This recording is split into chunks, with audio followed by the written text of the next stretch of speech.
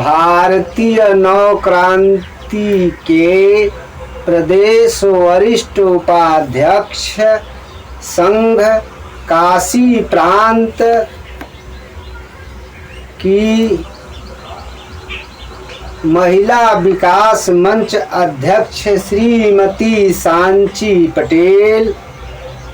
अपने 150 करोड़ देशवासियों को श्रावण मास के द्वितीय सोमवार पर हार्दिक शुभकामनाएं एवं बधाई देते हुए हमारे देशवासियों, नौजवानों, मित्रों, साथियों, कामगारों, मजदूरों एवं जो संविदा कर्मी लोग हैं, सर्विस में लोग हैं, उन सभी जाति धर्म के लोगों से, सभी वर्ग से हम यह जानना चाहते हैं कि शिक्षा का स्तर क्या भ्रष्ट हो चुका है। इन सब का जवाब आप कमेंट के माध्यम से दें। मुझे यह सब स्पष्ट दिखाई दे रहा है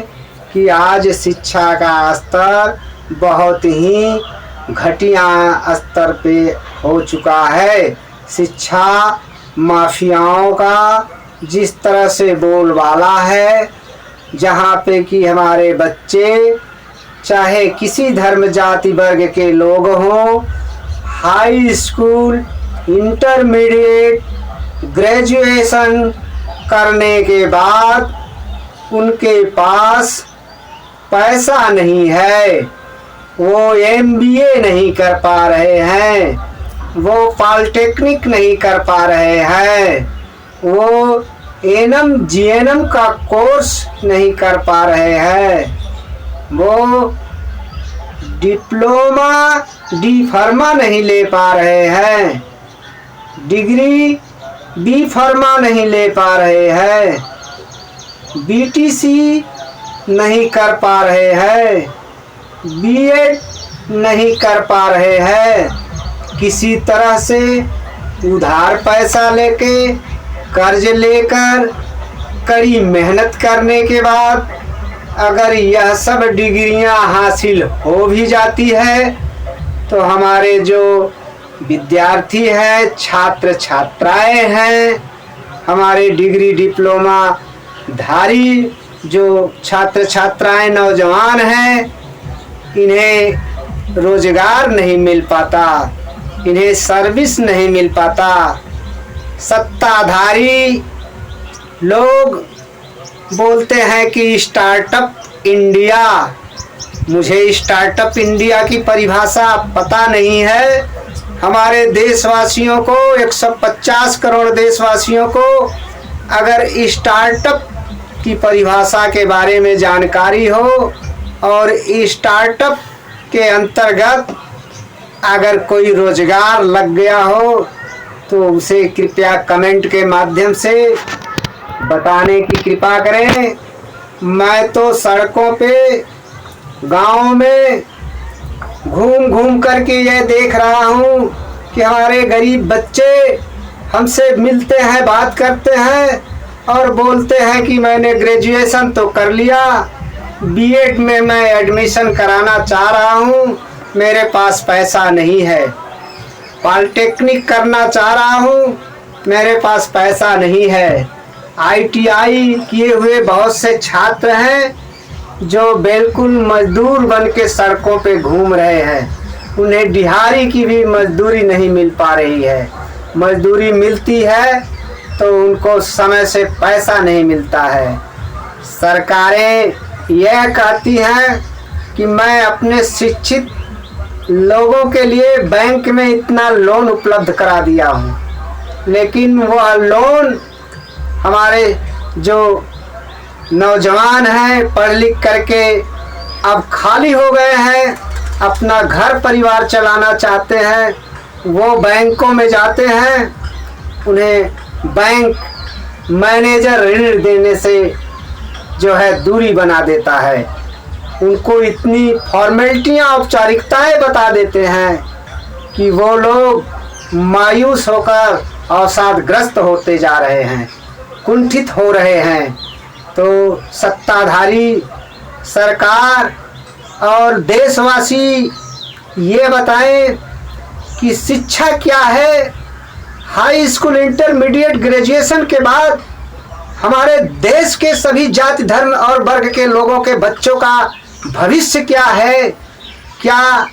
यहाँ की जो देशवासी के बच्चे पढ़ाई करते हैं, हाई स्कूल, इंटरमीडिएट, ग्रेजुएशन करने के बाद क्या वो किसी तरह का डिग्री, डिप्लोमा लेने में सक्षम है? तो मैं तो देखता हूँ कि ऐसे बहुत से परसेंटेज में लोग हैं, 80% लोग हैं जिनके पास पैसे का अभाव है, रोजगार का अभाव है, जिससे उनको बच्चों का भविष्य बिल्कुल अंधकार में है, अधर में है। शिक्षा का स्तर भ्रष्ट हो चुका है, बच्चों का विकास रुक चुका है। हमारे जो डिग्रीधारी है, नॉन डिग्रीधारी हैं, उनके पास कोई नौकरी नहीं है, उनके पास कोई अपना स्वयं का व्यवसाय नहीं है। तो मैं आप लोगों से यह अनुरोध करना चाहता हूँ, प्रार्थना करना चाहता हूँ कि मनुष्य सबसे समझदार प्राणियों में से प्राणी है। वो अपना डिसीजन स्वयं ले। यह देश किसी की बपौती नहीं है, यह प्रदेश किसी की बपौती नहीं है, देश का प्रधानमंत्री का यह देश नहीं है। यह देश डॉक्टर भीमराव अंबेडकर द्वारा जो संविधान बनाया गया है, उस संविधान का देश है। उस संविधान के तहत देश का कार्य चलना चाहिए। अगर उस संविधान के तहत काम नहीं हो रहा है, उस संविधान के तहत हमारे विद्यार्थियों को जो है सही ढंग से गाइड नहीं किया जा रहा है, वैकेंसियां निकलती हैं, नौकरी के नाम पे फॉर्म भरवाए जाते हैं, इंटरव्यू नहीं होता, उनकी लिखित परीक्षा नहीं होती, उनसे फीस जरूर ले लिया जाता है। तो इस तरह का 420 करना बंद करें और सुनिश्चित करेगी हमारी बीएनपी पार्टी कि हमारे जो छात्र छात्राएं हैं, पढ़ लिख करके वो खाली हो गए हैं, इस फिराक में हैं कि कोई डिप्लोमा ले लूं, कोई डिग्री ले लूं,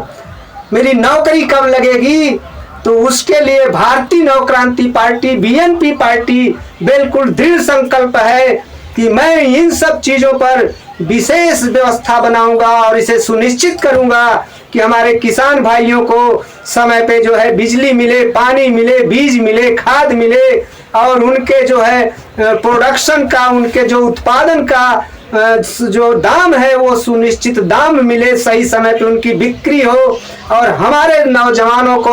हमारे देश के बच्चों को, हमारे देश के युवाओं को, जिसने डिग्री ले चुका है, जिसने डिग्री नहीं ली है, उनके लिए भी सुनिश्चित रोजगार की व्यवस्था की जा, उनके प्रशिक्षण की व्यवस्था की जा, उनके डिग्री की व्यवस्था की जा। आज बहुत से